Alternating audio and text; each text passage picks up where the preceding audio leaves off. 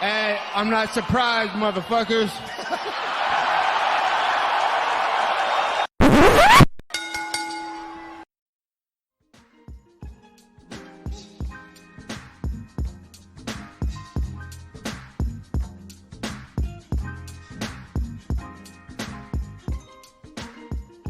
What's up, guys? Welcome to the Courtside Soundoff podcast today. I'm Josh Evanoff. He's Angelo Ortega. And it is UFC 251 Fight Week. International Fight Week, boys. It's going to make for an amazing card. A lot to talk about today. The Mike Perry situation, the NFL, some little bit of NFL news of Patrick Mahomes signing the largest deal in NFL history, and then a little bit of NBA news to end the show. Before I get into that, I want to talk to you guys about Fight Plus. It's Fight Plus provides a special selection of preview events from boxing, MMA, pro wrestling, and other combat sports. Let preview events from over 25 promotions 30 days after airing. Fight Plus includes organizations like Brave FC, Unified MMA, UC MMA, CZW, BKB, FSW, BCB Boxing, Cumlin, and much, much more. And they are available for your viewing pleasure. You can cancel at any time. If you guys want a free Fight Plus 7-day free trial, you can go to the links that are available on our YouTube, our website, our Podbean, anywhere you can find us. You can probably find the link. So you guys just enjoy that and enjoy Fight Plus for the 7 days. You will be charged after 7 days, but if you want a free 7-day trial, you can go through that. Last week, we were all excited for UFC 251, and eventually, what day was it? Friday, Saturday, we got the news. Gilbert Burns out of the main event of UFC 251. Initially, they said they're just going to look to reschedule the fight. It's probably, DC said probably going to head to, Dana Cormier said on Twitter, probably going to head to UFC 252, which was his card, which happens next month. Instead, the little news started to come out bit by bit. Jorge Masvidal called him out on Twitter. Colby Covington called him out on Twitter. Apparently, the UFC went with Jorge the entire time. And, we've heard about the negotiations that were ongoing. Jorge wanted more money to fight Usman. He thought, he's one of the biggest stars in the UFC. He should get paid more, which he should. And apparently, he did not get everything he wanted, but he got pretty damn close. And so the deal was done. Jorge Masvidal stepping in on a week's notice to fight Kamaru Usman at UFC 251. The main event, Usman stayed on the card. It turned out to be amazing. And the fight itself, Masvidal, it feels bigger. I love me some Gilbert Burns, and I was really excited for that fight, man. But, Jorge Masvidal is one of the biggest stars the UFC has, and it's not even close. And him stepping in on a week's notice is one of the most baller moves of all time. But now we're past all the hype. We're past all the stuff about will he take the fight. We're past negotiations, and now it's time for the fight. And, Angel, I'll throw right away to you, man. This is one of the biggest main events of the year. Usman he's looked dominant in the UFC as can be. Do you think Jorge Masvidal can stop that momentum, and after 49 fights, can he win his first ever championship? I don't know if it was at the end of the year or the start of the year. We predicted who would be champion. And something, I can't bitch out now and pick Kamaru. I'm going to stick with I'm going to stick with my pick for the beginning of the year, and I choose Jorge Masvidal, despite that his last time he had a 5-round was in 2015 against Ben Henderson in a split decision loss, I'll tell you. Despite that the last time he was submitted was in 2009 and the last time he was TKO'd was in 2008, I have faith that Jorge Masvidal has a good chance in this fight. Now, do I think this is the good choice? No, but I'm a man of my word, and I will stick through it with Jorge Masvidal. Well, you are a man of your word. I don't remember if I picked Masvidal to end the year as champ. For sure you didn't. I forgot who you did. I think I might have picked Usman, but I'm such a fucking MMA hipster. I probably picked Leon Edwards or something. I don't even remember. I wouldn't doubt it. I deleted. I don't know. I might have. I deleted all that whenever this whole COVID situation went down because it's not really fair to talk about. We still have our predictions thing going because that's fair enough to talk about. It's a week-to-week thing, but we predicted all that at the start of the year, which it's not really fair because of all COVID stuff. But anyways, listen, man, I thought Gilbert Burns, honestly, I thought he presented a bigger challenge to Kamaru. Man, I got to be honest. Gilbert Burns was so well-rounded in every single area. He had dynamite in his hands. He had phenomenal striking. He had a phenomenal ground game. He could have the stamina to go to 5 rounds. And Jorge Masvidal, normally I feel like this fight would be a lot closer. But he's taking it on a week's notice. Apparently, he's going to have to cut 22 pounds to make 170. He was weighed in 192 whenever he took the fight. And listen, I'm not sure. Jorge Masvidal is one of the most well-rounded guys in the UFC. People forget it. His wrestling and his jiu-jitsu they're great. Damian Maia said he had the best defensive jiu-jitsu he's ever found, because if you guys ever watched that fight, UFC 211, which is, years ago at this point, it was Maia and Masvidal in a title eliminator. And, Maia got the back for a lot of the time, but he can never submit Masvidal, and Masvidal never even let him get close. He's amazing defensive grappling. But, man, I look at this, and it just taking the fight on a week's notice, it provides a lot of hype. If he wins, it would be the best short notice win ever, right up there alongside with Nate Diaz and Michael Bisping. But just looking at it, man, I think Kamaru's wrestling, I think his gassing is going to be way too much.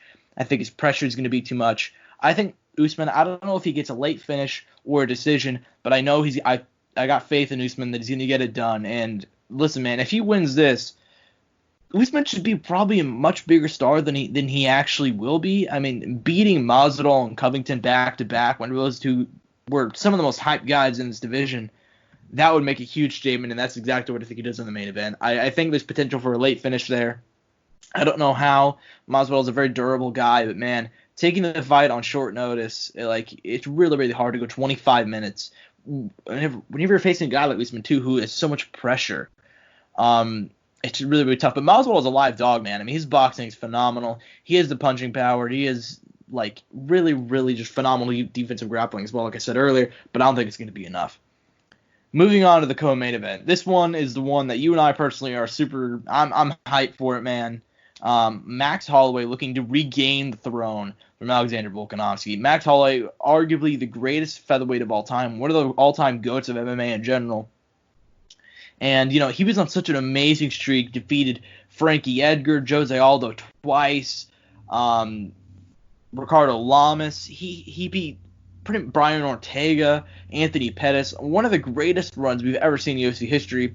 It pretty much wiped out the division on the way to the title. And then once he got the title, he kept on beating dudes. He was a champ for 4 years, and then stepped in Alexander Volkanovski in kind of a very workmanlike effort, just doing a great job at minimizing damage and landing a lot of brutal leg kicks. Ended up taking the decision 6 months ago, UFC 245. Now here we are back for the rematch in the co-main event of this card. And, it's been interesting hearing Max talk fight week, because he's still talking about how he thought he won the first fight, how he trained over Zoom with his coaches. The first time he saw his coaches was whenever he saw them at the airport this past week. So he's really only spent a week or so with his coaches. He's still very laid back. And then Volkanovski, obviously, I mean, it was a close fight, but Volk clearly won last time out. Are you concerned at all about Max heading into the rematch, given that he's, hasn't had quite the training camp he probably needs to?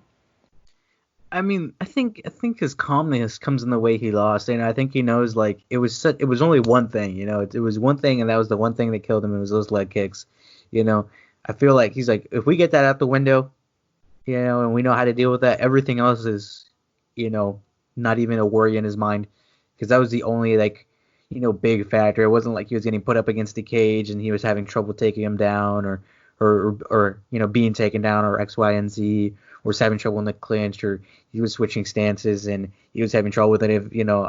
I feel like maybe Volkanovski has more things to worry about going into this fight now that he is coming into it, because it's like, well, now this guy knows me, now that we've been in there. He knew I only had one trick, going into it. Now I need to change things up. Maybe that's where his confidence or his, calm demeanor comes in.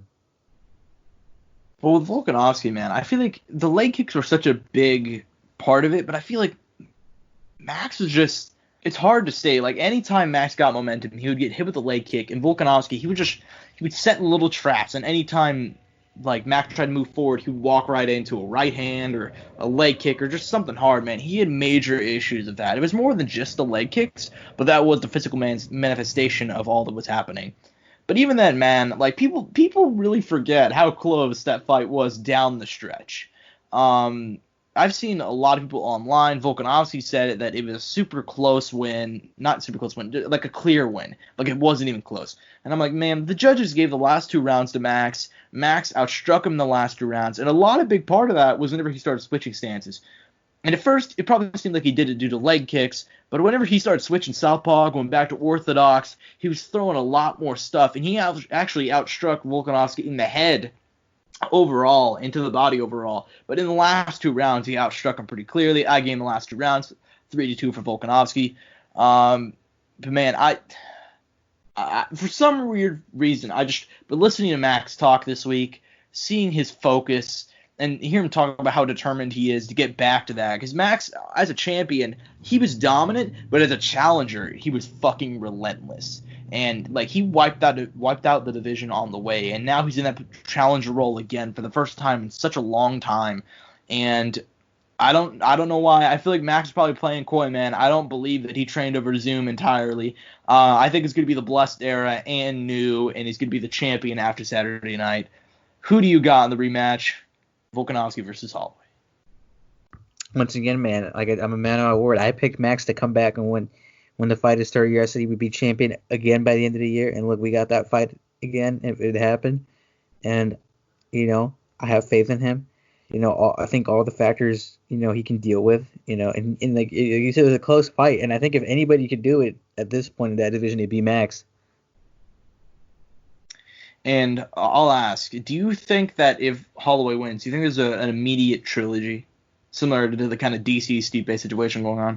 There's a really good argument. I think it depends how it ends. I think if it goes to 5 rounds, if it's a slugfest, if it's a a masterpiece of them going back and forth between each other, and one comes back from adversity in the round and another one comes back in the next, or however it happens. But if if let's say if one of them comes out and knocks out the other, I think they'll whoever it is, they probably want them to rebuild and then they'll come back for that shot again. But it's dependent on how it ends. Yeah. But another follow-up, and something I was thinking about is, let's say hypothetically, and this is a big hypothetical because this is a very close matchup, let's say hypothetically Max loses. He would have lost 3 of his last 4, and now, granted, all very close fights. I mean, he lost to Dustin Poirier. I thought he won that fight. You can make a very good case he beat Volkanovski as well the first time around, but let's say he loses again to Volkanovski. Does he move up to lightweight? Where does he go from there? I mean, it's dependent. I think it's dependent of him. I don't know if I would want him to leave featherweight. I feel like there's so many good fights there to be made, and and there's some killers at lightweight right now. And then plus that he would have to rebuild and get himself in that kind of shape to find a success in that division. Which I mean, I don't doubt him and his ability doing that, but it would take a little bit for him to get there. And I mean, like I said, it'd be all dependent on him, but I think the featherweight division is good for him, and I feel I personally like him to stay there just because I like the matchups there. Yeah, and I think if he's gonna move to lightweight, he probably needs to put on a lot more muscle, man. I mean, Dustin Poirier looked like a whole another weight class whenever they fought, man. Like Max, he still looked like a 145 whenever he fought Dustin, and part of that was that fight was pretty short notice. I think they only took it on like a month's notice. That card was really cobbled together. If people remember, it was used 236, 2 interim title fights. That card was amazing, but still, if he goes up to lightweight, he probably needs to put on more muscle. But we're talking about Max going up to lightweight. Let's talk about Jose Aldo moving down to bantamweight in the 3rd title fight on the card. In my opinion, it's the one I'm most excited for, and that sounds weird, but you have this old veteran in Jose Aldo, who was, again, you could make a case, he's the featherweight GOAT. You can put him in the GOAT conversation in general, the longtime champion. And now he's moving down to the bantamweight. He did it last December, faced Marlon Moraes, and, a very close fight. He did come out on the losing side, though, and now he's thrust into this title shot situation against Peter Yan. And Peter Yan, he's the rising man in the division. He's been crowned, he's the uncrowned champion in that division by a lot of people for a long time. And, his last 3 wins, Jimmy Rivera, John Dodson, and Uriah Faber, those are 3 damn good wins. Granted, Uriah's a bit on the older side. John Dodson, a bit out of his prime. Jimmy Rivera's been struggling as of late, but still 3 damn good wins regardless. I'm just going to throw it straight to you, man. Like, I'm really hyped for this fight. It's a very close fight. It's going to be a very fun striking matchup. But who do you got? Do you got the old veteran in Aldo or the young rising prospect in Peter Yan? I'm really torn on it, because legitimately, Aldo does not have really bad losses. If you're catching my drift, like Yeah, sure, the Connor one was really quick, right? The 2 back-to-back to Max. But it's like, look at where Max is. Look at where Connor went after that. And then Volkanovski just became the champion. And Marlon just fought Henry, And he took, and those in the last 2, he took the distance. You know what I mean? I feel like people are really selling Aldo short. Even though Aldo is older at this point, I feel like Aldo has like a legitimately good argument. People are really like not even seeing like Aldo in the conversation. They're like, nope, y'all got it. Like, no, I'm like, what? And it really confuses me because I'm like, I mean, this man is goated. He was champ for a long time. He was on a stupid streak. I mean, he's still. And I'm telling you, the losses are not bad. Like, look at the losses and who they are too, and at what point they are. I think he still has like a legitimate argument, and it's hard for me to pick because I'm almost tempted to pick Aldo, but then at the same time, it's like y'all can finally get that. In my opinion, what would be that really good win under his belt? You know what I mean? Not to say the other ones aren't good, but finally, like, okay, that's a champion right there. That is to show why he's getting. That's why he's there. You know what I mean? And I really don't feel like he's had that up until this point. And now he's getting that, and he's probably getting the best person to challenge him for that at this weight class. Because let's say he would have fought Marlon or he would have fought Aljamain. Like, those would have been good fights, but it's like when it comes to fighting like a really good, like a good, a former champion, like, or a current champion, I feel like this is the closest he could have. Like, this is what he's getting, and this is the best possible outcome that he can get challenged. And I'm really torn on the idea. I'm really torn on the idea of who's gonna win. I don't think it's an easy pick, and I really don't know who to tell you. I know I need to pick, but I'm torn on it. I'll tell you that much. And I'd like to hear what you have to say too. Okay, well, I guess I'll go ahead. Listen, you're right about a lot of what you said about Jose, especially his losses. A lot of people are writing him off because of his losses, but it's like, man, he lost to Max twice. Max is one of the greatest fighters of all time. Just stylistically, I think even if Jose Aldo was in his prime, Max would give him a lot of problems just because of the styles and how they clash. And then you look at, like, he lost to Volkanovski in that fight, man. That was a terrible fight, man. I like Volkanovski, but sometimes his fights are the most entertaining, excluding the Chad Mendes fight.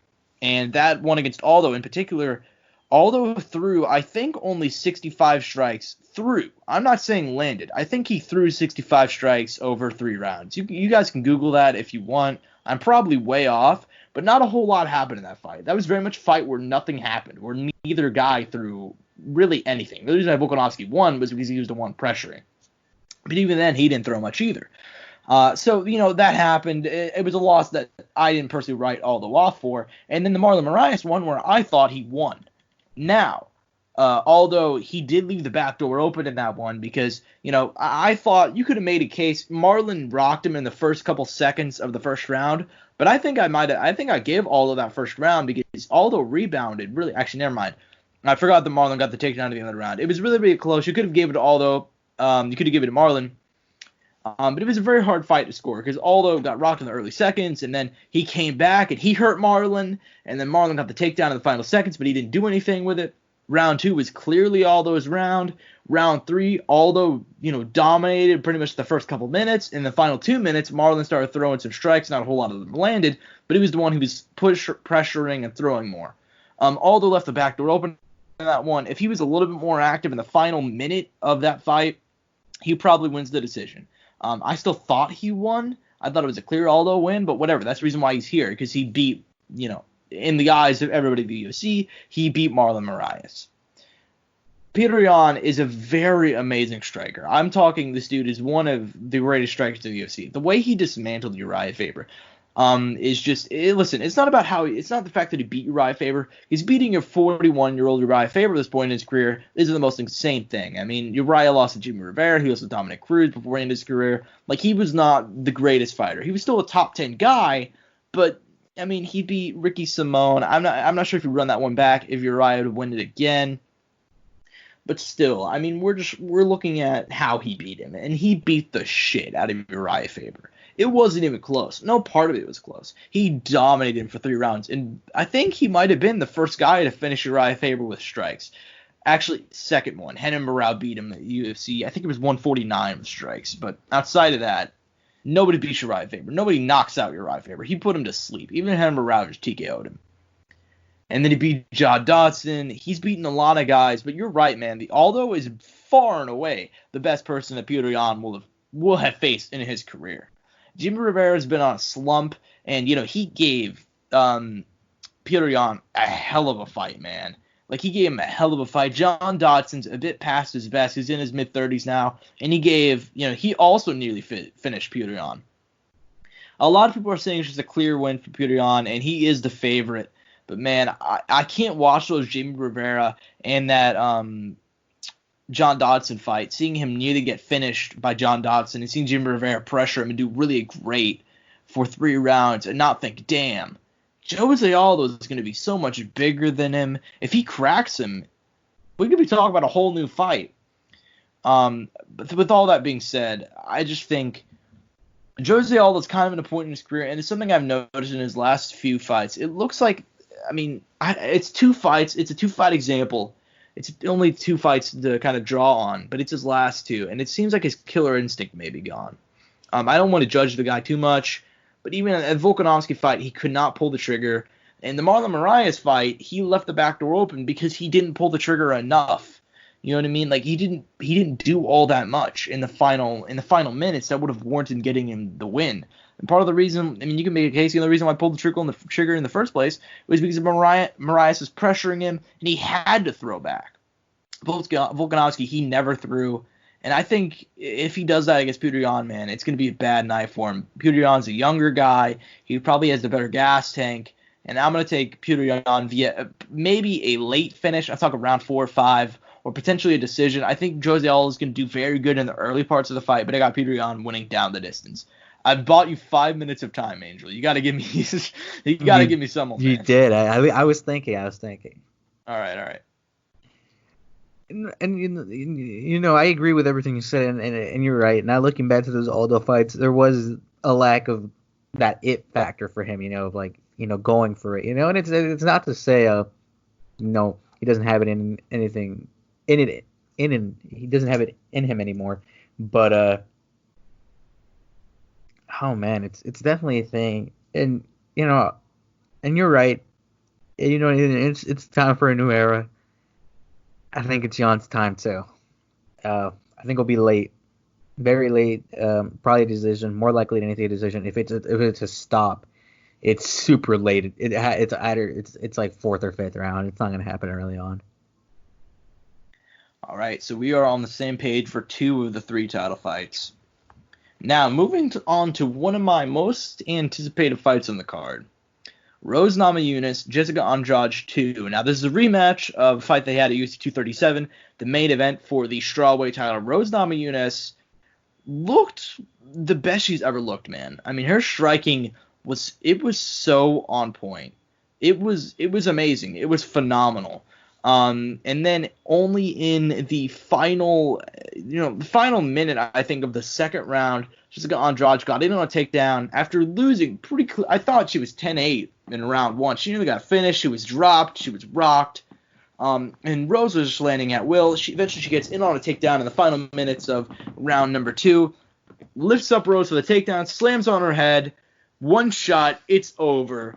Jessica Andrade and new strawweight champion. Now, obviously, that was Rose Namajunas' last fight. Jessica Andrade's last fight was getting destroyed by your girl Weili Zhang and losing her title in China.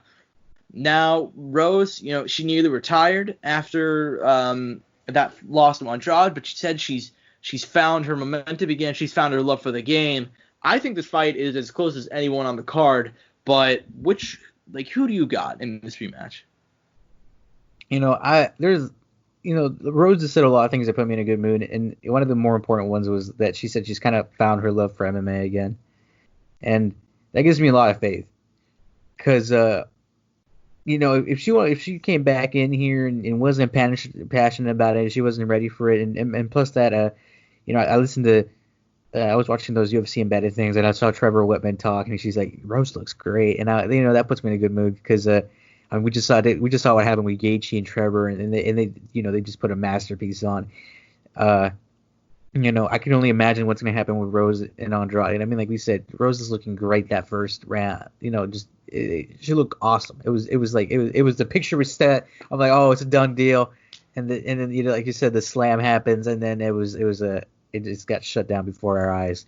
I have faith that she comes back. It's been a long time coming, and this fight should have happened a couple months ago. It's happening now.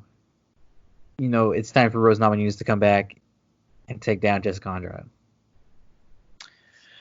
I'm also fully on the same page here, man. Like, listen, I don't want to call it a fluke what happened with Andrade, but it's probably the closest thing we're ever going to see to a fluke in MMA. I don't believe in flukes in MMA. I think sometimes people call, Anthony Pettis knockout of Wonderboy Thompson. They say, oh, that was a fluke. Uriah Hall against Gegard Mousasi. Oh, that was a fluke. Really, it's just something that people say whenever a fighter that they like loses off of one shot when they're winning.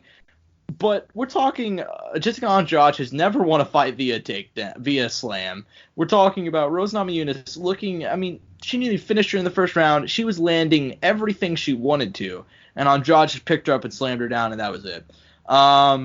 So listen, I don't want to call it a fluke, but I don't think that's going to be replicated again. I'm going to take Rose Namajunas. I don't know if it's going to be a finish. I am a little bit concerned about Jessica Andrade's chin heading into this one. She's taken a lot of damage in her UFC career, man. I know her thing is that, she's a tank, but because of her defense, she has taken, her lack of defense, she has taken some ridiculous punishment. The Joanna fight, she took a lot of strikes to the head. We're talking the Claudia Gadelha fight, she got beat up bad in round 1. We're talking the Rose fight, she got beat up really, really badly, and then Wei Li put her to sleep last time out. So she's taken a lot of damage, especially lately. So I'm not sure if her chin can really handle hold up to that, which is part of the reason why I wasn't whenever Wei Li knocked her, I'm like, oh man, maybe the damage is just catching up to her, But we'll have to see. And now the main card opener, one that's getting a lot of talking this weekend, Paige Van Zandt returning, at one point one of the bright young stars in the UFC, returning in the final fight of her contract to take on the rising Brazilian prospect, Amanda Ribas. Amanda Ribas, ranked in the top 15. I believe she's 3-0 in the UFC, and her last time out, she dominated Mackenzie Dern, Mackenzie Dern is actually, she beat Randa Marcos last time out. Before that, she dominated Mackenzie Dern, and Mackenzie Dern is one of the rising prospects in that division as well. And then she beat up Randa Marcos, won via decision. Now, she normally fights at strawweight, but she took this fight at flyweight in part because she's getting such a huge name in Paige Van Zandt. Paige Van Zandt, obviously she used to fight at strawweight, moved up to flyweight because the cut was way too bad. Coming off a win over Rachel Ostovich, but she's in the final fight of her deal. She's been pretty vocal about not liking her pay. She doesn't like a whole lot about the UFC promotion. Do you think that they're trying to feed her to the sharks here and giving her a fight like Amanda Ribas, who's such a talented fighter? Probably. This is probably their way of being like, something, we're happy you're gone. If you don't want, if you're not happy with the pay, here you go. Deal with it. Do you think it's gonna? I'll just ask you straight up. Do you think it's gonna work out for the UFC? Do you think that they're do you think if Ribas wins? Yeah, she's gonna win. So this is a done deal. She's gonna get that W, and then Paige is gonna be out, and they're like, "Yep, there's the door for you. Go sign your contract with Bellator because that's what you want." Yeah, I was about to follow up and ask if you think Paige leaves for Bellator, but I think it's pretty obvious at this point. Her husband fights in Bellator. She's been at Bellator events. She took a picture with Scott Coker. Her husband took a picture of Scott Coker a while back. I'm like, oh shit, is she already with Bellator? Paige is one of the biggest cases of failed potential, and it's not through too much fault of her own because she's had some really, really bad injury problems. But man, the hype she had after winning her first, I think 3 or 4 fights in the UFC, she beat Felice Herring, Caitlin Curran, Alex Chambers, some of the biggest hype I've ever seen for any one person. And then Rose Namajunas beat the shit out of her. And then she ended up rebounding Beck Rawlings win. She got the main event against Michelle Waterson. which seems like so long ago. I mean, the co-main event of that card was Sage Northcutt and Mickey Gall. So, yeah, man. And then they gave her that shot. To pretty much it was a huge Fox spot.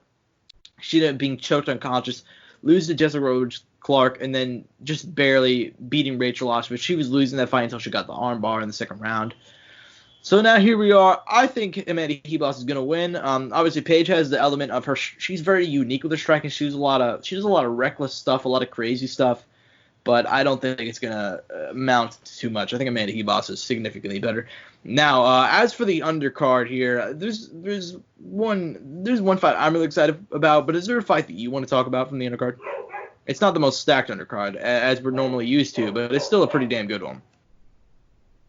The boy Volkan Ozdemir is back, baby, right before the main event. I feel like that's gonna be a good fight. I feel like Volkan always puts on good fights, so I feel like it's an entertaining one for any person.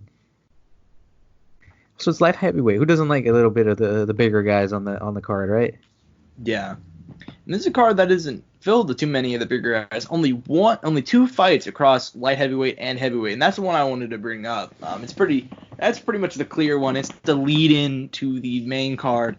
Volkan Ozdemir, Yuri Prochazka. Yuri Prochazka, man, I'm a huge fan of that guy. Former Ryzen champion, coming off of a really, a few nice wins in Ryzen. Beat King Mo, knocked him out, I think, last time out. 26-3, finally getting the shot in the UFC, taking on Volkan. And Volkan is a guy, I don't know if he's in the top 5. I think he's ranked number 7, actually. But still, coming off of 2 wins in a row against Ilir Latifi and Alexander Rakic, he's never been in a boring fight. Knocked out Serkinov, Manoa, Latifi. He's beat OSP. He's definitely, if he wins here, he's right in the light heavyweight conversation. I mean, like I said, if he wins here, he's in the title shot conversation. And Yuri, he's such a young dude. He's such a good young fighter. Him winning here would be huge. A couple other fights that you should watch for. Ilizu Selesky dos Santos, Muslim Silikov. That one's going to be a banger. Both those guys love throwing some spinning shit. Welterweight. Makwan Americani coming back to face Danny Henry at featherweight. That would be really, really fun. Makwan looked really, really good last time out, but eventually he ended up gassing. There was an awesome fight against Shane Burgos. And then Marcin Tybura is back, so shout out him. And then the fight I'm honestly really looking forward to, Roland, I don't know how you pronounce his last name, Pavia taking on Zhalgas Zurgumov at flyweight. Pavia is one of my most looking forward to prospects. That dude is 24. And last time out, he knocked out Mark De La Rosa. He looked phenomenal in February. He's only 2-2 in the UFC. But still, that dude, he's only 24. He's huge for flyweight. Very good leg kicks. I'm looking forward to seeing what he can do out of Team Alpha Male. I got high hopes for that kid, but fighting on the early prelims. So, with all that being said, we've previewed pretty much the entire main card, and we talked about a little bit of the undercard. I saw people talking, Ariel Helwani and Deanna Cormier were talking about the kind of numbers that this card will do, because they said that they were wagering that adding Masvidal to the card adds anywhere between 200,000 and 500,000 buys. I've seen a lot of people that don't normally follow the UFC talking about this card. The whole Fight Island thing is absolutely huge. I gotta ask, over or under? Do you think over or under 500,000 pay-per-views for UFC 251? Easily over. Really? I mean, how much over are you thinking? How good did Dustin and Gaethje and Tony do? 700,000. I think they might make more than that. Just Really? barely. Think it does $1 million? It'll be close, but I feel like it'll be in that above 700 to $1 million range, somewhere in the middle of that. You know what I mean? Yeah. I'm pretty mixed, man. I mean, I didn't think that 249 was going to do the numbers that it was going to do, and it did 700,000. 2 million people watched that on ESPN, and man, I was watching that card the other day. Angel, do you remember the hype heading in for that one? Oh yeah, I saw it everywhere. Oh yeah, And I can imagine now with Fight Island. Like, think Yeah, about and that. I'm seeing it everywhere too. I know people that I'm seeing people post about it on like Facebook and Snapchat that don't give a shit about MMA. Like it's such a unique situation, man. I mean, I like, Before you continue, I have one other question too. yeah, Now, they're actually fighting like outside. Like, do you think that's gonna be a factor at all? they're not. Oh my God, oh, you just got bamboozled, bro. I'm about to Or break it to you live on air. They're not okay, fighting outside. okay, because I saw it and they were like on the beach, or did they just green screen my ass? They have an octagon on the beach, but that's for training. Really? Yeah, they just bamboozled you, bro. I'm They're doing it in heartbroken. they're doing it in like a tent. I can send you the video on Twitter. It just got revealed today. The arena looks pretty cool, and I guess there's actually going to be some fans there. They said they were select VIPs who paid to be there. AKA like the people who probably allowed them to be Some there. Arabs. No, yeah, I guess they're gonna have some sort of fans there, but I mean, it still looks pretty cool. I mean, but they're like in a big tent. It looks like, and it looks like the normal setup, but they have a big Fight Island screen in the background. I need you to send me a picture of this. I mean, this because dude, it looked badass. They had there with the On the beach, I was like, oh my God, and I'm not sure you noticed this. I'm sure you have because you got fooled, and you're somebody who follows the sport a lot more than the normal people. mm-hmm. Most people probably just think they're going to be fighting on the beach. They are straight up gonna that's the only thing they've been promoting, man. Like they're really trying to like lure some people in with the idea of that they're going to be fighting on the beach, but like that's just not realistic. And the other reason why is because it's 100 degrees in Abu Dhabi right now. Yeah, I know. Their summers are hot as hell.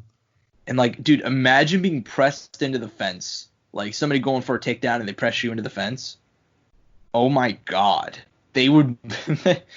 They would be literally burned, dude. Yeah, I'm gonna send you a picture right now of the Abu Dhabi, like the setup.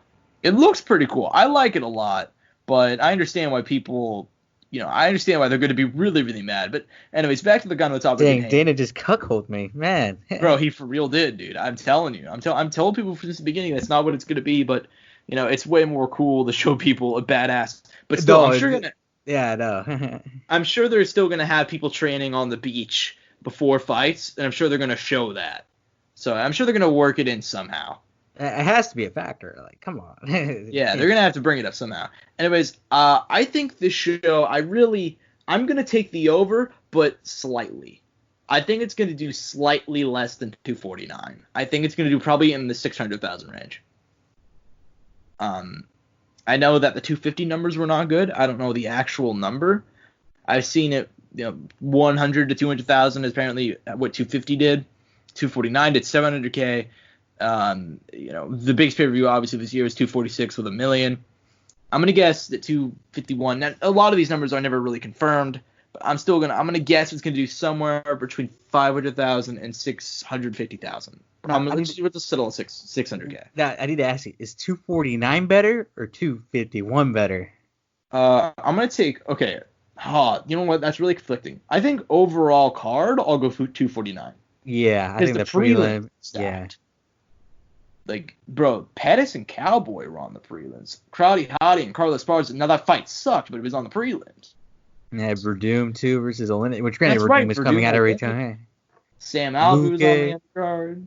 Yeah. No, Luke right. Price, which is one of the best fights of this year. Like, overall, that's probably the best card of the year. Oh, it's not even close. I mean, we'll have to see what 251 does. But, like, even then, like, the biggest fight on the undercard is Volkan and Yuri Prochazka. And even then, after that, it's like, take your pick. Like, a lot of the dudes are kind of card fillers. Then we'll have to see what the best. I mean, I feel like 251 could still be a better main card, though. You know what I mean? I feel like there's still an argument for that. Yeah, I think main card wise, I'll take 251. Okay, yeah, I was about to say, because I'm not that one had Greg Hardy on it, which don't hate Greg Hardy, but I guess that'd be like our Paige Van Zandt, Amanda Rivas equivalent. You know what I mean? Yeah, but even then, Amanda Ribas and Paige Van Zandt are at least top 15 fighters. You know what I mean? Yeah. Greg Hardy, and it's not even because like the division is weaker. Heavyweight's really thin. Greg Hardy's still not in the top 15, so. No, you're right.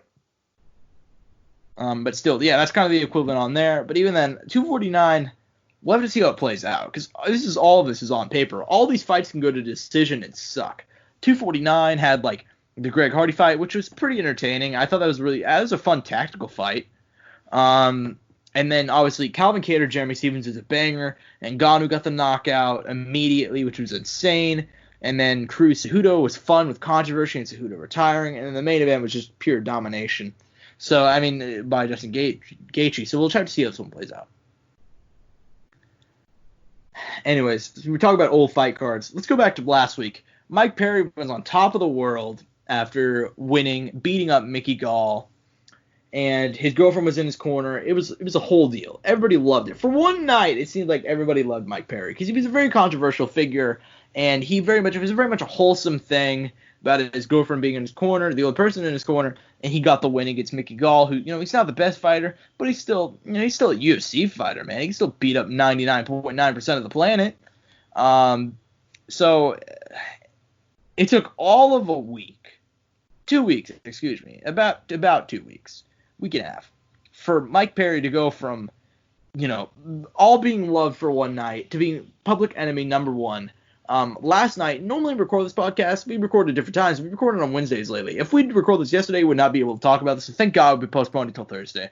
Because last night, it came out that Mike Perry assaulted 3 people at a bar in Lubbock, Texas. Now, it's Lubbock, Texas, so I don't blame him for punching all those people. But he still did assault 3 people, and according to the police, one of them was a woman, one of them was a waiter at for the record, the woman part just got confirmed from TMZ literally right now. So that one's really, really bad look. And he also assaulted a waiter. And the part that was captured on film, which went viral, was Mike Perry being escorted out, arguing with everybody, arguing with Latoria Gonzalez, his 1-0 as a corner woman, now 2-0 after Mike Perry clocked an old man and put him to sleep on the way out of the building. Angel, what are your thoughts, man? I mean, I don't know. I'm not sure what I'm supposed to ask about this one. I mean, we'll talk about what the UFC should do in a second, but like, what was your thoughts seeing this?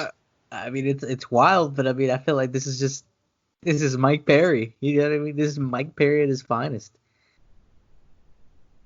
Yeah. In a way, it's like it is Mike Perry, but even then, it seemed like he was more locked down like before this. But I feel like he's starting to become a little bit unhinged. I mean, maybe it's just me. He's becoming a loose cannon. I mean, he's always been a loose cannon, but like he's really kind of going a little bit overboard. And then just to give a quick follow up, this thing is going really, really huge. Normally, whenever Mike Perry pulls Mike Perry shit, calling Michael J. White the N-word on Twitter and saying that because he's 2% black, he can say it. I saw on Undisputed this morning, Shannon Sharp and Skip Bayless's TV show, which is trash, but still is a part of Fox Sports 1 and very much a highly broadcasted program. They were talking about it. It was on ESPN last night and this morning. Now all eyes are on the UFC. After Mike Perry knocked out the old guy, he was yelling the N-word. Now, let me be clear, with the A, not the R, and he legitimately believes that because he's 2% black, he can say it. It's not from a place of hate, but he was saying it, which is a bad look to the mainstream sports world. But for us, it's just Mike Perry. What should the UFC do? Because very rarely do you have a situation like this and dudes survive it. I mean, unless you're Conor McGregor, you're not probably going to survive the situation. So what do you think the UFC is going to do? I mean, I don't know. I mean, it's not Jones either. You know what I mean? I always bring up the Jones example. I know. Yeah, Jones did hit a pregnant lady with his car. Let's be clear, not physically. But God. But let me tell you this. Like, it's kind of like, well, Mike doesn't have any sort of like a super strong position, and the UFC did really want to get rid of him. It wouldn't be a big deal. I mean, he does bring a couple eyes in, but I mean, it just depended on what they want to do. I mean, there's, what they're gonna do? Find the guy, talk to him, see if he needs any help. Like, if they really care for the guy, they'll probably do that. But outside of that, I mean, I don't know. Yeah, I think there's a reasonable chance that Mike Perry gets cut from this. And it's not, he is a draw because he was in the co-main event last time out. He normally faces a lot of these bigger guys, but like, Man, this is a hard thing to come back from. Maybe like even if the UFC suspends him, like what the fuck even is a suspension from the UFC? It never takes know, forever to fight in 1 year, let alone, yeah, it's really hard to like. Now it's worth noting that he was not arrested. He got a misdemeanor Class A assault charge, which in hindsight, it's pretty goddamn crazy. I mean, he hit 3 people.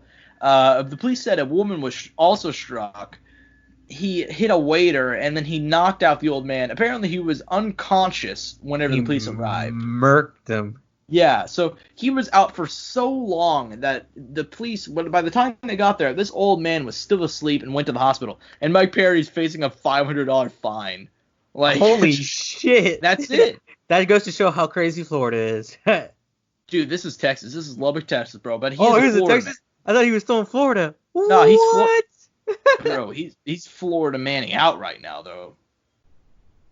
Texas is wild. And if you ever just want to play a fun game, just replace Mike Perry's name in with like Florida Man, and it makes sense all the time. Like Florida Man assaults 3 people at a bar in Lubbock, Texas. It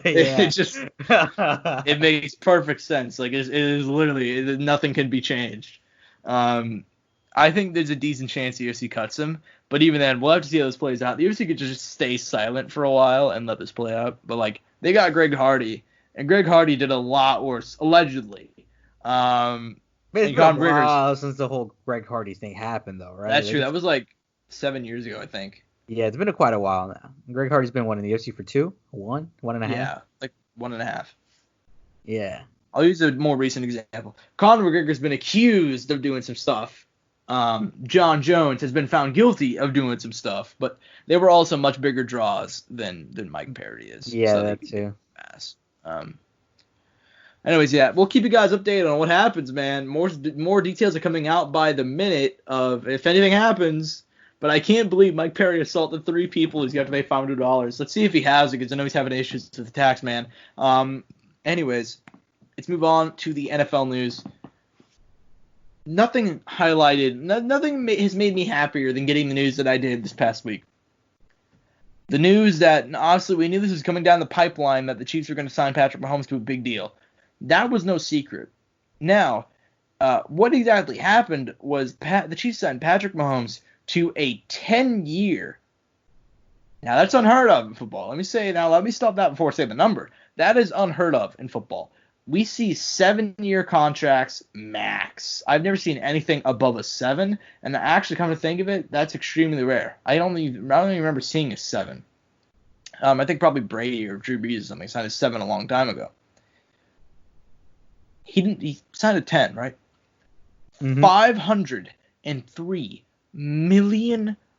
$503 million. That is the largest deal in sports history. It surpasses Mike Trout by almost $100 million. I don't know what to say on this one. How happy were you when you got the news? Because I know that you've kind of, you're not the biggest football fan, but we keep on talking about it for some reason. No, but it's not all right. It just, bro, the news, it just keeps on popping up. But I know you've been following it a bit more since Patrick Mahomes came onto the scene. What was your reaction? Well, I'm going to be 30, and Mahomes is still going to be playing for the Chiefs. I thought that was pretty cool. And then I saw the breakdown. It was before the 503 number came out. It was when it was still 450. I saw the breakdown on it. For every minute he plays, it's $8.60. Every minute, not every hour. Some people work and get paid that every hour, by the way. Every hour he's going to get paid $521, $31,000 for every day, $937,000 for every week, $3 million for every month, and then $45 million for each year. That was when it was still $450 million. Granted, it's not to say, that's not including the other, $53 million that came later on, Yeah. It was, the weirdest part was seeing it happening live too, because it started off as $400 million, and then it went to $450, and then it went to $500, and then some fucking math geek was like, no, it's actually $503 million. You got to add the $3 million in there. And you know what's the crazy part? Somebody did the math. It's like who is it? Jeff Bezos makes all of Patrick Mahomes' salary over the course of like 36 minutes or 36 hours or something. Granted, Jeff Bezos does have to put that back into his company and like do a bunch of other crap too within that. He is going to be the first trillionaire though. Yeah. I don't know if that's official yet, but it's going to be. But yeah, back to Patrick Mahomes. Man, this is the greatest. It's weird to like be this excited about it because a lot of people are like, "Oh, you got a good quarterback. What's the big deal?" Man, if you knew the shit I had to watch in my childhood, bro, like I watched some ridiculous. I had to watch Tyler Palko and Damon Heward. I love how you remember this. And Tyler Thigpen and Matt Castle. Okay, I watched Brady Quinn. I watched all of these. The vast majority of my childhood was not a fun one for the Chiefs.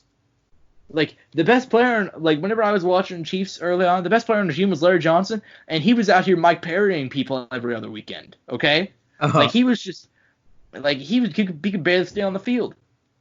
And then it's like, we've had amazing players throughout our history.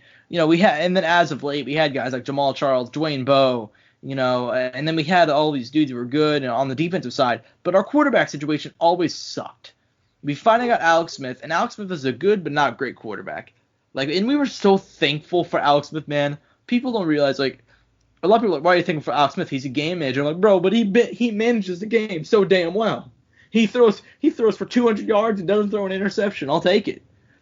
And then we got Patrick Mahomes, and he's the greatest quarterback in the league. So I'm not sure if he'll finish out that contract because he still has 2 more years on his current deal. So he should still be here for the next 12 years, okay? If everything goes well.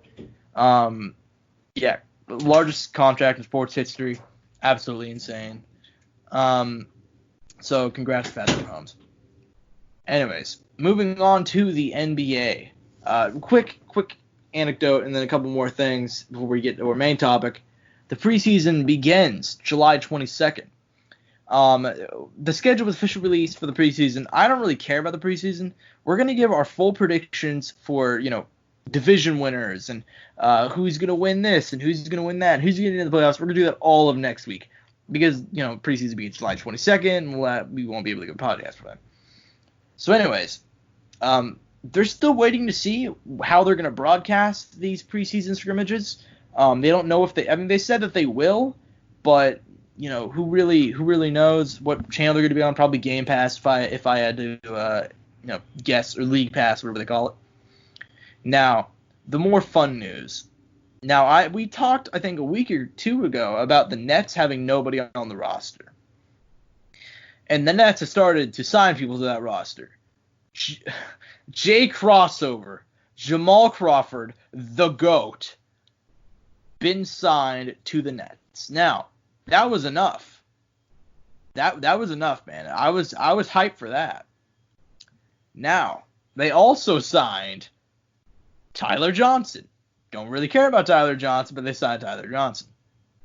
And then finally, the last member of the meme team roster for the Brooklyn Nets, the playoff Brooklyn Nets, is Michael the GOAT Beasley. Angel, your first reaction to seeing all the news come out last night about the Nets, because I know that we talked about it, but like, I don't think that anybody expected the Nets to just go straight up meme team. I mean, they had no choice. They had to bring in the reinforcements. I mean, yeah, but they could have signed a G League player. They could have signed some, Gary Payton II. They could have signed somebody like that. No, not in their eyes. In their eyes, they're like, something, we gotta bring back these guys. We gotta go full meme team. One more time. One more time for Jay Crossover. And you just sent me this graphic from ESPN, amazing, and it demonstrates it pretty well. The Brooklyn Nets potential starting 5 winner before everything that happened, because we were talking about Kevin Durant coming back, Kyrie Irving coming back, because they really should have had the time to rest up and be amazing and be able to play. We were looking at a potential back when the season was going to start up again. Starting 5 for the Brooklyn Nets of Kyrie Irving, Spencer Dinwiddie, Caris LeVert, Kevin Durant, and DeAndre Jordan. Is that 4 of those? 4 of those 5 are now out officially. Obviously, DeAndre Jordan tested positive for the coronavirus. Kevin Durant had the coronavirus earlier this year, but he's not gonna. He just says, "Nah, I don't want to play. I don't want to risk getting hurt in this type of situation. I'm still recovering." Spencer Dinwiddie, he tested positive for the coronavirus as well. And Kyrie Irving, he doesn't want to play. Now, moving on to the potential starting five of Jay Crossover, Karis LeVert, Joe Harris, Michael Beasley, and Jared Allen. Bro, this league is amazing. I've never seen anything. We're seeing so much memery coming out of it. The coronavirus has been a terrible situation this year for sure, but if there's one thing that we could take away from, it's that we're getting all of this meme memery going on right now. To go along with that, the Lakers officially signed J.R. Smith. The Clippers officially signed Joakim Noah as well, which we've talked about that before. Of all the meme players that have been signed, all of the comeback players that have been signed, which one are you rooting for the most to have the most success? You know, I'm excited for Joakim Noah's last dance with the LA Clippers. You know, one of the last dance, his chance to get that ring and cement himself for a spot in the Hall of Fame. Didn't we talk about how if he wins a ring, he might get in the Hall of Fame? Yes, we did. We talked about it off air. Oh, okay. Well, let's talk about it on air.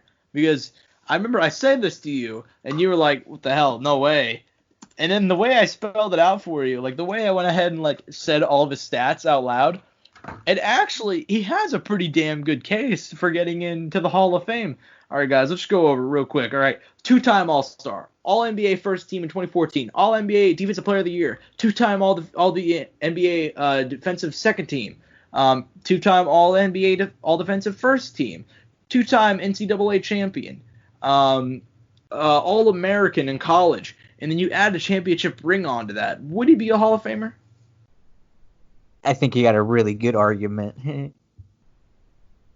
Yeah, that's what I thought too, man. Like I didn't really think about it until you kind of like. It was kind of out there initially when you said it, because I was like, wait, what? Like, I know Joakim's good, but you know, or it was good, you know, still kind of good. He was pretty good last time he played. But it was definitely kind of like a out there comment. Like I was kind of like, I don't know, but I'm on the fence. And then I'm like, okay, now I see the potential. Yeah, I'm rooting for Joakim to do well. I love that man. Like the Joakim Bulls with him and D Rose were some of my favorite teams growing up, man. I say growing up. I was like, a teenager at that point, but whatever. Anyways, for me personally, I'm hyped for JR. I'm hyped for the Henny God. But I'm also really excited for Jamal Crawford, man. I have bitched and moaned enough about how Jamal Crawford is not on an NBA roster. I thought it was ridiculous. I thought that guess what? He may be 40 and doesn't play defense, but the man can still score all day. He put up 51 in his last game, okay? He was 39 and putting up 51 points. That's insane. So I'm glad that the Nets finally signed him. One final question. Who should get the call to Orlando next? If there was one player... it doesn't matter if they're in the hunt or whatever. It doesn't matter if they're being looked at. Who is one player you'd like to see signed to an Orlando team? Let me think. I want to see Lance back. I mean, who doesn't love some good old Lance in your face, right? I'm a little bit surprised the Lakers didn't give him a call, honestly, because he played for them last year. I feel like that'd be a pretty good shot. I feel like Lance still got it to be in the NBA though. That's my one thing. Who was the player that was like, if Lance Stevenson can play in the NBA, I can? I remember who it was. It was somebody who was talking shit. I don't remember who it was. They were like looking at Lance like, bro, if Lance Stevenson can play, I can play in the NBA. But I thought that was really funny. I think Lance is a pretty good player last time out, but we'll see. If he gets signed. Personally, I was going to say Isaiah Thomas. I'm a big Isaiah Thomas fan. I thought he got shafted by Washington. He was playing pretty good for him, and then he got released midway through the season for no real rhyme or reason. In Washington, he may actually get the call back to Washington because Bradley Beal also opted out for the start of the season. I was going to talk about that. I was on the list, and then I was like, dude, why would we even talk about Washington? I mean, it's just they are in the hunt, but technically they are 6 games behind with 8 games to play. However, what that means is no John Wall and no Bradley Beal means the Nets and the Wizards are going to be in a hunt, bro, for last place. I can't wait. But I'm going to go Nick Young, bro. I was Swaggy P. He's been on Twitter talking about getting another chance. And does he deserve another chance? Probably not. Wasn't that good whenever he left the league. He just wasn't. But you know what, bro? I really hope he gets another opportunity. I would just love to see this man, the absolute memery, with him potentially going to, best case scenario, the Brooklyn Nets. Man.